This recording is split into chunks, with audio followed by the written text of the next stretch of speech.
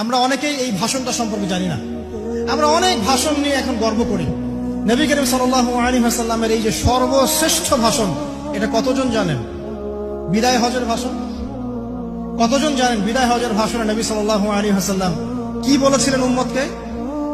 আমরা একটু আপনাদেরকে শোনাবো, শুনিয়ে ইনশাআল্লাহ লেকচারটা শেষ করব। নবী করিম সাল্লাল্লাহু আলাইহি ওয়াসাল্লাম এই দিনে 31টা বিষয়ে উম্মতকে নির্দেশ দিয়েছেন। 31টা বিষয়, সবগুলো বলার সময় পাওয়া যাবে না, আমি কয়েকটা কথা বলছি। নবী করিম সাল্লাল্লাহু আলাইহি ওয়াসাল্লাম সবার সামনে দাঁড়িয়ে দীর্ঘ 23 বছর অক্লান্ত পরিশ্রম করে দাওয়াতি মিশন কমপ্লিট করার পরে সবাইকে সমবেত করে একটা হজ করলেন। হজ করার পরে তিনি গুরুগম্ভীর কণ্ঠে বলছেন, হৃদয়ের সমস্ত আবেগ বের করে দিয়ে বলছেন, হে জনগণ, আইয়ুহান নাস, হে জনগণ, আমি জানি না আজকের পর তোমাদের সাথে আমি কখনো মিলিত হতে পারবো কিনা।